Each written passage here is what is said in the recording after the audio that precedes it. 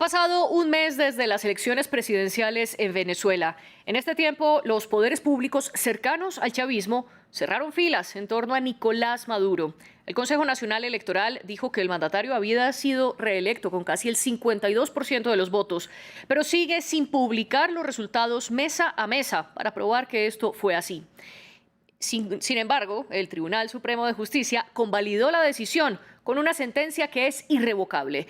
La Fiscalía General, por su parte, abrió una investigación contra la líder opositora María Corina Machado y contra el candidato de la oposición Edmundo González por la publicación de las actas en un portal web que no es manejado por el CNE.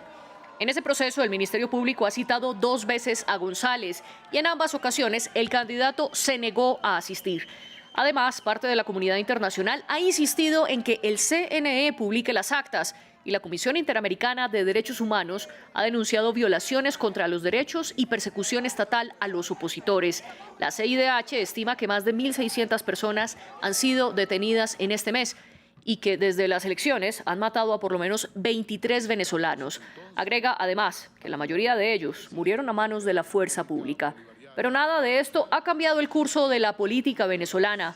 Nicolás Maduro sigue siendo el presidente de Venezuela y todo apunta a que continuará en el cargo tras la posesión del 10 de enero de 2025. De hecho, esta semana hizo unos cambios en su gabinete para darle más poder a 2 figuras claves del chavismo. Andrés Triviño nos cuenta.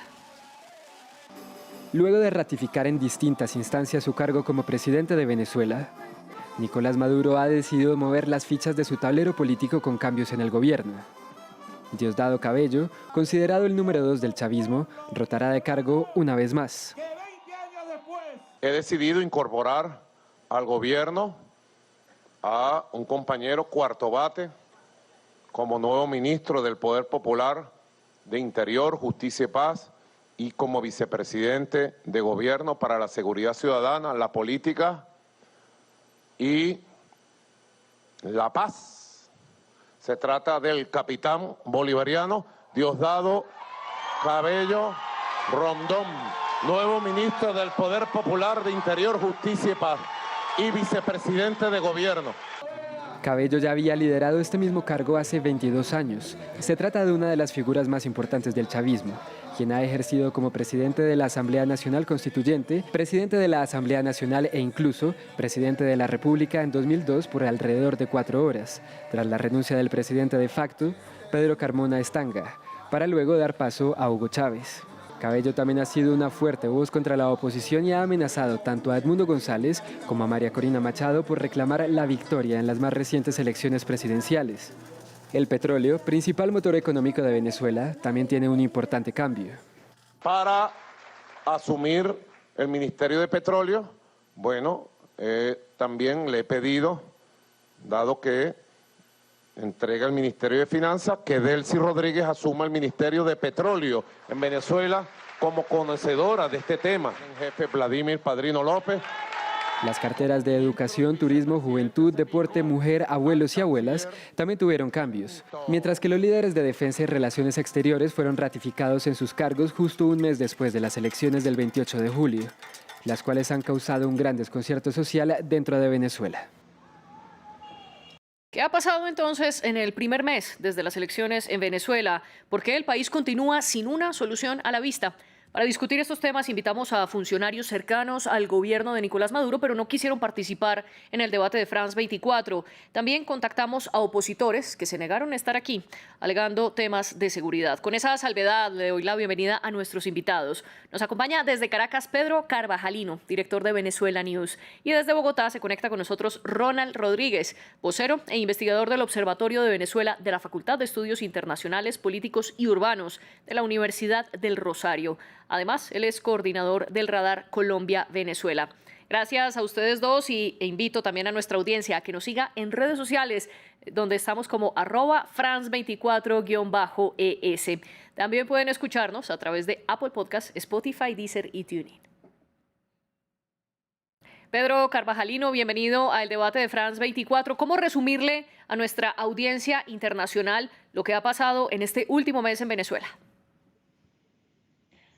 Bueno, en este último mes y agradecido por tu invitación, aunque muy en desacuerdo con toda la introducción que se hizo sobre el tema de Venezuela, porque obviamente los días 28 y 29 hubo un intento de golpe de Estado por parte de los sectores muy ligados a María Corina Machado, hubo una sublevación, digamos, por parte de personas o de seguidores de María Corina Machado que incendiaron escuelas, incendiaron hospitales, atentaron contra funcionarios públicos o contra funcionarios civiles y militares. Dos personas fueron asesinadas por parte del chavismo, en el caso en particular de dos femicidios, una persona fue apuñaleada, etcétera, etcétera. En ese sentido es lo que nosotros pudiésemos considerar como efectos, digamos, de ese intento desesperado por acceder al poder. En ese sentido, bueno, el Consejo Nacional Electoral y el Tribunal Supremo de Justicia, a través de un contencioso electoral, definió que el que ganó la elección en Venezuela se llama el presidente Nicolás Maduro Moros. Es el presidente electo para el periodo del 2025-2031.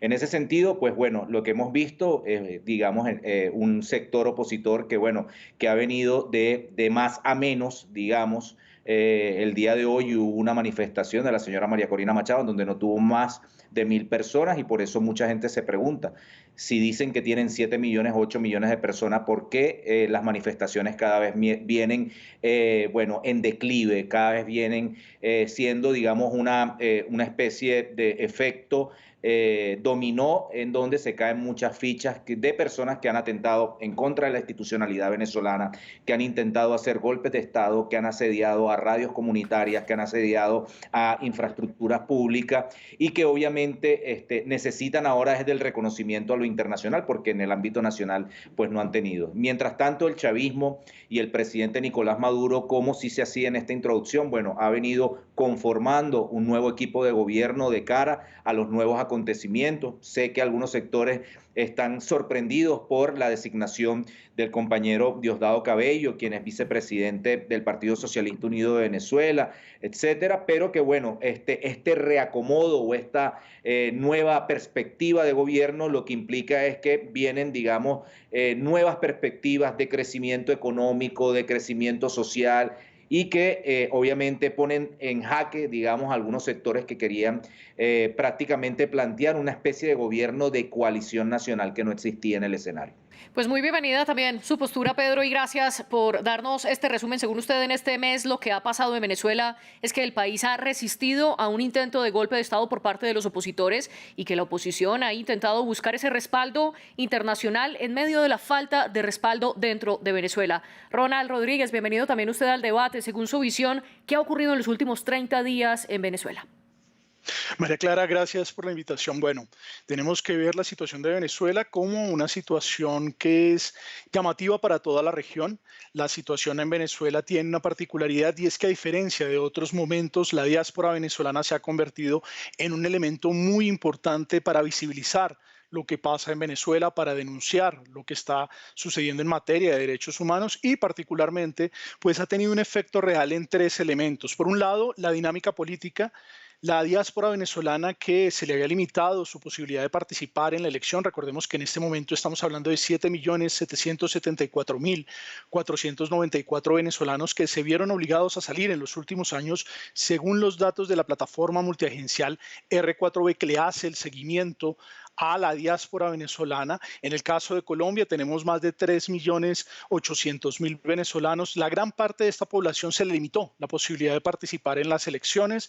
En los consulados se les evitó la posibilidad de inscribirse, y el oficialismo creyó que generando esta dinámica iba a poder evitar que ellos participaran, pero la participación política va más allá de simplemente emitir un voto, y en este momento esa diáspora está presionando en los diferentes países en los cuales hace presencia a partir del lobby político, hablando con diferentes actores de la sociedad. El mismo día de hoy se dio en el Estado colombiano una sesión en la Comisión Primera de la Cámara de Representantes, donde la Misión de Observación Electoral, que es un organismo independiente, presentó el informe, el reporte que ellos lograron elaborar a partir de la información de las actas que se encuentran disponibles por parte de la oposición, y pues a partir del resultado de una revisión que es una revisión imparcial, y lo que hace es mirar de esas actas cuáles de ellas cumplen los criterios tradicionales dentro del sistema electoral venezolano para poder otorgar una victoria en Venezuela,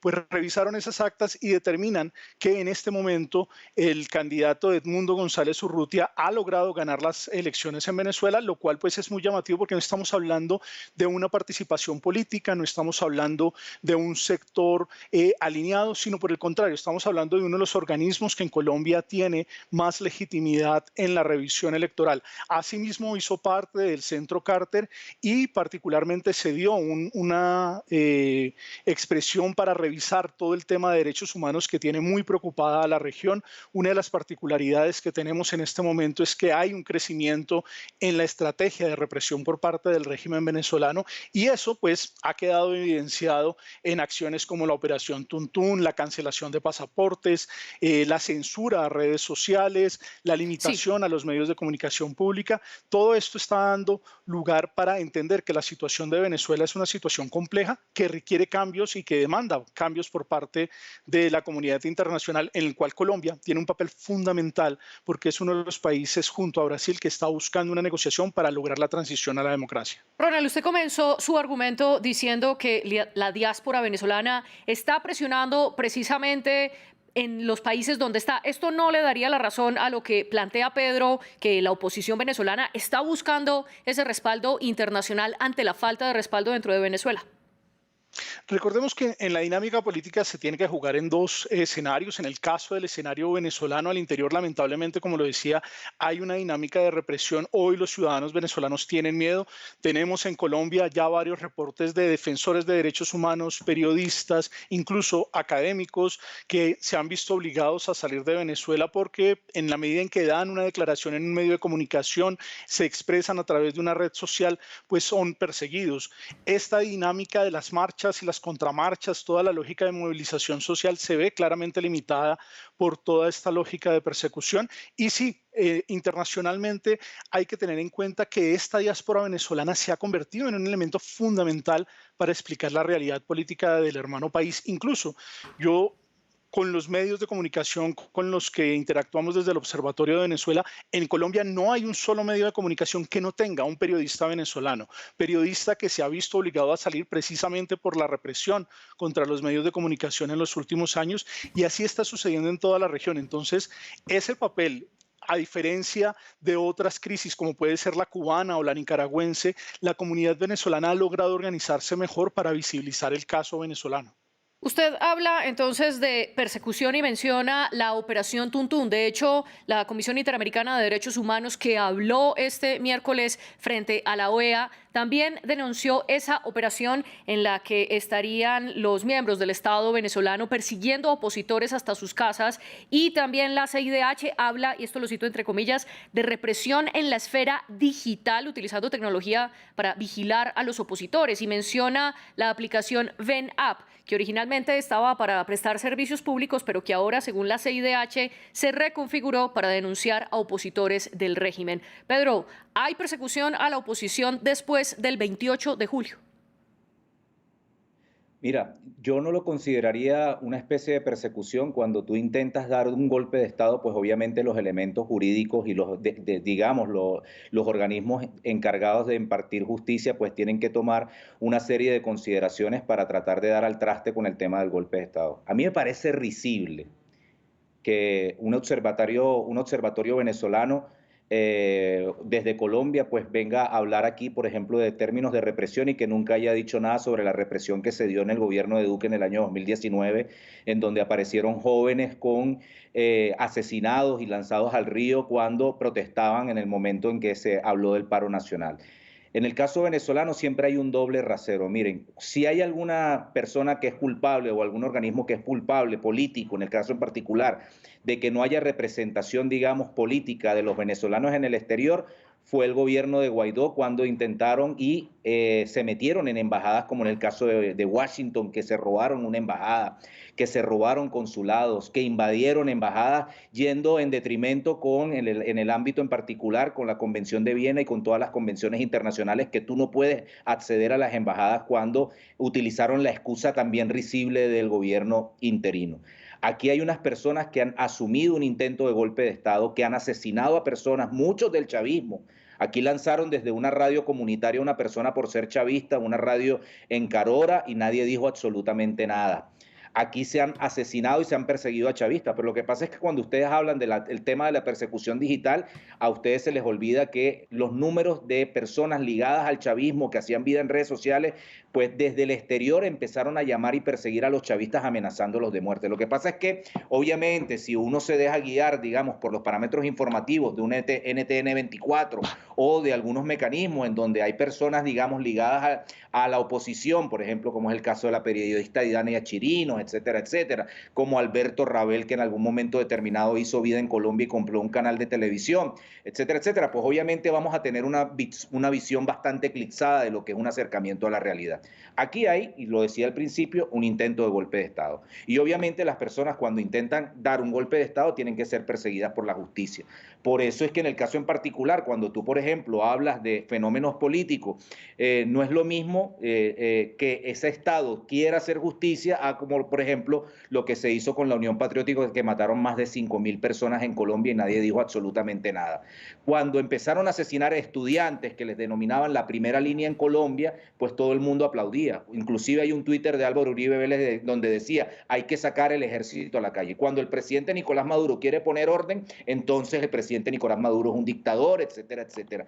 Dejémonos de la falta de respeto en contra de Venezuela, en contra de sus instituciones, en contra de las personas que hemos decidido por la opción del presidente Nicolás Maduro. A nosotros se nos pretende invisibilizar en todo momento. El señor Elon Musk lanzó falsas noticias en contra de Venezuela, nadie dijo absolutamente nada. Las repercusiones o las persecuciones que han habido en contra de los chavistas, nadie las ha querido visibilizar.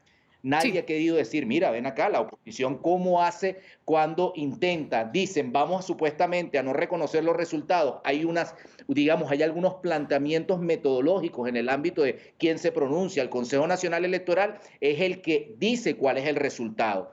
Después nos valimos o se valió el presidente Nicolás Maduro de un contencioso electoral, como pasó en Paraguay. En Paraguay el presidente de Paraguay fue a través de un contencioso electoral y fue el que definió. En el caso de México, lo mismo, fue el Tribunal Electoral. Lo que pasa es que entonces Venezuela tiene que mostrar todas las cosas. Nosotros no nos hemos negado al tema de la acta. Lo que pasa es que sí nos parece una falta de respeto la plataforma que montó el señor Edmundo González, que eso no dice absolutamente nada. Hay códigos QR de una supuesta acta. Pedro, y precisamente por esa plataforma... Precisamente por esa plataforma están siendo investigados Machado y González. Aquí una claridad, la información que yo le dije no la tomé de otros medios de comunicación. Las palabras de persecución digital las dijo explícitamente la presidenta de la CIDH, Roberta Clark, ante la OEA, y son esas palabras las que cito. Incluso la CIDH habla de dos casos puntuales, el de la periodista Ana Carolina Guaita y el de Perkins Rocha, asesor legal de Vente Venezuela. Usted dice que lo que el gobierno de Maduro está haciendo es reaccionando y defendiéndose y poniendo orden ante un intento de golpe de Estado. ¿Por qué entonces detienen a periodistas y a asesores legales de la oposición? Porque normalmente, y eso hay que también hacer alguna claridad en algún caso en particular, el periodismo o los medios de comunicación no se pueden ver desde la neutralidad valorativa que hablaba Max Weber. No, el periodismo en Venezuela también tiene y cumple un rol político. ¿De dónde es la periodista Guaita, Ana Carolina Guaita? Es del medio La Patilla. ¿Quién es el dueño de La Patilla? Alberto Federico Rabel. Alberto Federico Rabel hizo parte de la comunicación de Juan Guaidó cuando nos robaron los millones de dólares que nos robaron. Él supuestamente era el encargado de comunicaciones presidenciales. A través de La Patilla y otros medios se han perseguido a chavistas. Por eso es que tú no puedes hablar. El periodista a veces no está desprovisto. Y ojo, en este caso en particular no estoy ni aseverando ni lanzando un juicio de valor. De hecho, a esta periodista se le dio una medida cautelar. Como algunos periodistas han demostrado, mira, no tengo nada que ver, pero hay otros periodistas que sí están montados en esta estrategia de conspiración y de golpe de Estado, de intento de golpe de Estado del presidente Nicolás Maduro. Lo que pasa es que el presidente Nicolás Maduro, me hablas de la CIDH cuando asesinaron a jóvenes en Colombia y en Chile no dijeron absolutamente nada. ¿O qué dijo la CIDH cuando más de 200 jóvenes quedaron sin vista y quedaron ciegos porque la policía los reprimía? ¿O qué hizo la CIDH cuando reprimieron a los jóvenes colombianos que después eran considerados como primera línea terrorista, pero en Venezuela sí está justificado la primera línea, como se han pontificado desde... O sea, en Venezuela los jóvenes sí les está permitido encapucharse y atentar con acciones terroristas. En Colombia son considerados terroristas, pero en Venezuela son adalides de la libertad. Pongámonos serio, digamos, en ese ámbito en particular. El presidente Nicolás Maduro lo que está pidiendo es respeto a las instituciones establecidas. Aquí hay un poder moral, aquí hay un poder electoral, aquí hay un poder judicial y se tienen que tomar las determinaciones que se tengan que tomar en ese ámbito. Nosotros en dos días, dañaron autobuses, dañaron hospitales, bombardearon gente. Y entonces el presidente Nicolás Maduro se tiene que dejar de dar un golpe de Estado para que la comunidad internacional se sienta satisfecha. A mí no me parece eso, me parece una falta de seriedad en ese ámbito. Sí. Y por eso nosotros decimos, respeten a la gente que votó por el presidente Nicolás Maduro, que siempre ha tratado de ser invisibilizada. Y con estos informes de derechos humanos, obviamente. Lo interrumpo para darle también paso a Ronald. Para darle paso a Ronald, simplemente una claridad. En medio del marco del paro nacional en Colombia en 2019 y 2021, la CIDH sí realizó visitas al país en junio de 2021 y le ha hecho una serie de seguimientos y de recomendaciones al Estado colombiano para no tener la fuerza pública en contra de los manifestantes. Sin embargo, ese no es el tema del debate de hoy. El tema de hoy es Venezuela. Ronald, volvamos entonces a esto. ¿Qué opina usted de lo que plantea Pedro, que lo que ha habido es un intento de golpe de Estado por parte de la oposición y que ante esto, instituciones como el Consejo Nacional Electoral y el Tribunal Supremo de Justicia lo que han hecho es defender a la institucionalidad venezolana? Realmente no, María Clara. De hecho, el comportamiento de estas dos instituciones ha roto la tradición que tenía Venezuela en el Consejo Nacional Electoral como poder público. Recordemos que, por ejemplo, en el caso colombiano y en varios países de la región existen solamente 3 poderes. En el caso venezolano existen 5 poderes y particularmente uno de esos 5 poderes es el poder electoral, lo cual busca darle un nivel de independencia, un nivel de acceso incluso a tener su propio presupuesto, a funcionar sin tener una cortapisa en los otros poderes públicos. Ese fue uno de los avances de la Constitución de 1999, que es una constitución garantista de derechos y que lamentablemente, precisamente cuando un gobierno actúa como lo está haciendo en este momento Nicolás Maduro, atenta contra esa misma constitución. El Estado de Derecho debe garantizar que una persona sea detenida con una orden de captura, que haya un procedimiento, que sea llevada ante las autoridades en unas condiciones determinadas. Incluso en situaciones complejas hay que seguir respetando los derechos humanos. Los derechos humanos no se pueden pasar por encima ante una u otra situación. Y particularmente uno de los elementos que estamos viendo en esta situación actual de Venezuela es que esa dinámica, esa narrativa que solía tener la revolución bolivariana y que encontraba adeptos en la izquierda latinoamericana y en la izquierda europea, ha sido tal la ferocidad que tiene en este momento en materia de violación de derechos humanos, en detención de periodistas, incluso en sacar, en expedir una ley para tratar de limitar el trabajo de las organizaciones de la sociedad civil, que todo esto ha llevado a que esa narrativa que era muy efectivista, sobre todo en la primera década de este siglo, ya no lo sea. Ya los aliados de la revolución bolivariana no creen y no pueden defender eso. Las personas que tenían algún tipo de simpatía con la revolución bolivariana se han empezado a distanciar precisamente ante estos comportamientos, más allá de una dinámica de narrativas entre medios de comunicación que eventualmente podrían alegar las acciones concretas que se están realizando en territorio venezolano, lo que está sucediendo en las fronteras en Colombia, donde están llegando ciudadanos que huyen de la dinámica de persecución que les han auscultado sus dispositivos móviles, lo cual hace parte de su privacidad. Esa lógica de romper, ir pasando cada vez más la raya, pues lo único que ha hecho es que la revolución bolivariana, que durante mucho tiempo tenía un discurso en pro de la democracia y que se presentaba como un proyecto proyecto democrático, hoy en el mundo ya no es visto como tal. Sí. La lógica del régimen al interior puede seguir repitiendo que ellos son un proyecto democrático, pero el resto del mundo tiene los ojos frente a ellos, tiene a un venezolano cerca que le cuenta lo que le está pasando a sus familiares al interior de Venezuela, que va mucho más allá de lo que puedan decir los medios de comunicación, sino de los casos concretos que le llegan a todo el mundo a partir de esta diáspora, y eso rompe esas narrativas del régimen y hacen que el caso venezolano pues ocupe una mayor importancia y una mayor relevancia. Ellos pueden decir que el Tribunal Supremo de Justicia convalida los resultados, pero no es cierto. Lo que se requiere es la publicación de las actas, y todos los países, particularmente los países democráticos, han pugnado porque se dé esa dinámica. Es más, Bolivia y Honduras, que estuvieron del lado del gobierno y que de hecho lo felicitaron antes de que se publicaran los resultados, hoy son vistos como países en los cuales no se valora la democracia. Usted dice entonces que no es suficiente la sentencia del TSJ convalidando los resultados del CNE y que lo que se necesita es la publicación de las actas mesa a mesa. Pedro, ¿qué opina usted al respecto? Aquí en Venezuela nunca se han publicado las actas. De hecho, si tú vas, por ejemplo, a la legislatura española, si tú publicas actas, estarías yendo en contravía de la protección de datos de las personas. Pero obviamente se convirtió, hicieron una estratagema mediática para tratar de decir que hay que mostrar las actas, pero nunca en ninguna elección nosotros hemos mostrado actas.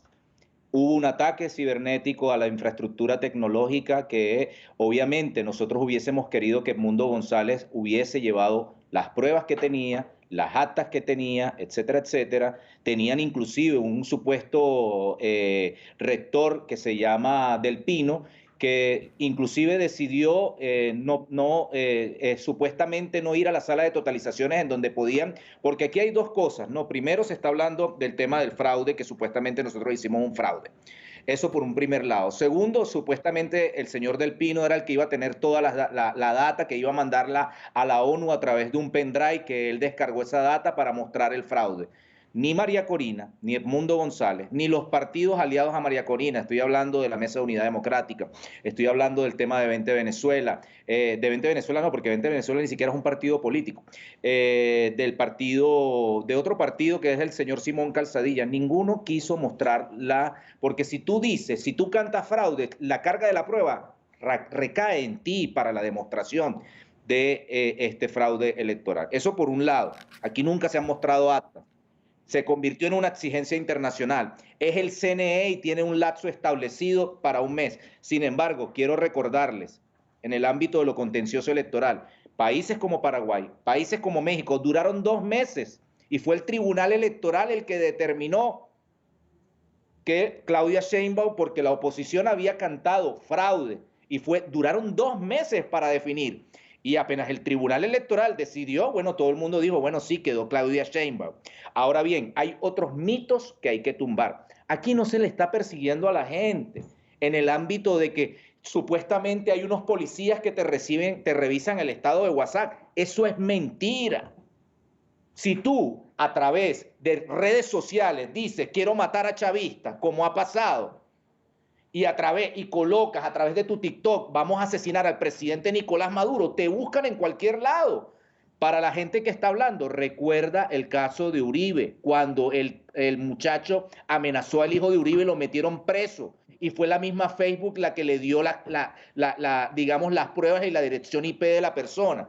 Entonces, por eso es que digo, hay unas cosas que para Venezuela están mal, y nosotros deberíamos, bajo su lógica, dejarnos dar un golpe de Estado para que la comunidad internacional se sienta bien. Sí. Y eso es un caso de hipocresía teledirigida hacia las instituciones democráticas. Así como dice este compañero del observatorio, el gran democratizador de América Latina se llama Hugo Chávez, tiene hasta un poder electoral. Nosotros no somos como en Colombia, que la gente va hasta con cédulas falsas y entonces en una acta del Tribunal Electoral de allá colocan una rayita y a veces ni saben. ¿O es que me van a hablar en Colombia a mí de cómo hacerse unas elecciones cuando los paramilitares, pueblos enteros llevaban y ponían a la gente a votar por Uribe o por el señor Duque? El Tribunal Electoral de Colombia no tiene nada que enseñarle al Tribunal Electoral. Nosotros tenemos en menos de 25 años más de 31 elecciones. Ya basta de la farsa de que aquí hay una dictadura. Ya basta de la farsa de que nosotros estamos persiguiendo a la gente. Pedro, Hay que simplemente ser serios un dato. y hay que ser respetuosos. En ningún lugar del mundo muestran las actas, entonces Venezuela sí tienen que mostrar las actas. Y justo sobre eso le quiero preguntar a Ronald, simplemente antes un dato de contexto. Usted mencionaba a Juan Carlos del Pino, miembro de la oposición, que hacía parte del Consejo Nacional Electoral. Él hacía parte también del partido político Acción Democrática, uno de los opositores tradicionales de Venezuela. Y del Pino le dijo el 26 de agosto al diario El New York Times que él no recibió ninguna evidencia de la victoria de Nicolás Maduro. Ronald, pero volvamos sobre ese punto que dice Pedro, que la comunidad internacional tiene un estandarte muy distinto para Venezuela y que le está pidiendo la publicación de unas actas que jamás se han publicado en el país. ¿Qué responde usted? María Clara, tres cosas. La primera, las actas sí han sido publicadas en el caso venezolano e incluso en la elección de 2013, cuando compite Nicolás Maduro contra Enrique Capriles. El resultado es tan cerrado, era más o menos 223.000 votos, la diferencia era de 1,4% y el propio PSUV, el Partido Socialista Unido de Venezuela, publicó las actas y Jorge Rodríguez, quien era que manejaba el comando de campaña y quien manejó el comando de campaña de esta elección, publicó esas mismas actas a las cuales se podía acceder desde la página del Consejo Nacional Electoral. Y recordemos que en muchos países, no es cierto que no se publiquen las actas, en el caso colombiano, por ejemplo, también tenemos acceso a los formularios E14, que son, digamos, el símil de las actas. En el caso de México, llama mucho la atención que Pedro lo traiga a colación, porque en el caso de México pasaron 74 días entre la elección y el reconocimiento de la victoria, porque lo que se llama ya el Tribunal Electoral en Colombia sería la Registraduría Nacional del Estado Civil, en Venezuela sería el Consejo Nacional Electoral. Los nombres de esas instituciones pueden variar de país a país, pero fundamentalmente son los encargados o los responsables de realizar las elecciones. Por eso no podemos decir que en el caso de México sea comparable al venezolano, porque estamos hablando de una instancia que no es propiamente como el Tribunal Supremo de Justicia de Venezuela, sino más como el Consejo Nacional Electoral, que es el encargado finalmente de hacer pública esas actas. Recuerdo que la noche del 28, una de las cosas que, bueno, la madrugada del 29, una de las cosas que llamó la atención de muchos periodistas es cuando el rector Elvis Amoroso dice que va a entregar el CD o el CD con la información electoral, lo cual también era una práctica. Se le entregaban los resultados digitalizados por estado, por municipio, por mesa, a las diferentes facciones políticas para que pudieran contrastar los resultados. Ese famoso CD, que pues obviamente ya no se entregan CDs, esa información electrónica nunca se entregó, nunca se hizo pública. Y en el caso de Sheinbaum pasan esos 74 días, pero en Venezuela no pasan ni siquiera 12 horas. Recordemos que el Consejo Nacional Electoral entrega el resultado de la victoria de Nicolás Maduro en la madrugada del 29 y antes del mediodía de ese mismo lunes ya lo está declarando presidente con solamente el 80% de las actas y diciendo que esos resultados son irreversibles. Ahí el procedimiento fue absolutamente nulo porque no se dio la evidencia, no se mostró cuál fue el resultado, ni siquiera está totalizado por estados, que esos datos siempre los entregaba el Consejo Nacional Electoral, qué candidato ganó en qué estado, en qué municipio. Toda esa información se podía dar y uno podía entrar a los mapas del Consejo Nacional Electoral y revisarlos. La información estaba ahí. Lastimosamente nos estamos quedando sin tiempo y quiero que podamos llegar a la conclusión. Aquí simplemente un dato de contexto. El artículo 155 de la Ley Orgánica de Procesos Electorales dice que el CNE ordenará la publicación de los resultados en la Gaceta Oficial dentro de los 30 días siguientes a la proclamación de los candidatos electos. Esa proclamación fue el 29 de julio, por lo que el CNE tiene plazo, según la ley venezolana, hasta el 29 de agosto para publicar esos resultados, publicación que además ha emitido en 2 boletines el CNE. Pedro, teniendo todo esto bajo la mesa y para una respuesta de menos de un minuto, por favor, ¿qué puede pasar entonces de aquí al 10 de enero del 2025, cuando es la posesión del presidente electo en Venezuela? Bueno, va a pasar lo que siempre va a pasar. El 10 de enero tendremos a Nicolás Maduro nuevamente ante la Asamblea Nacional. Esta discusión que uno lo pudiese considerar bastante trascendental para la historia política venezolana dará como resultado al chavismo como ganador. Eulogio, el señor del Pino, que tenía la posibilidad de poder decir o poder ir al bar para poder cantar fraude, no quiso ir a la sala de totalización. Edmundo González y María Corina y los partidos que acompañaron no quisieron llevar para constatar las actas de cada uno de los partidos.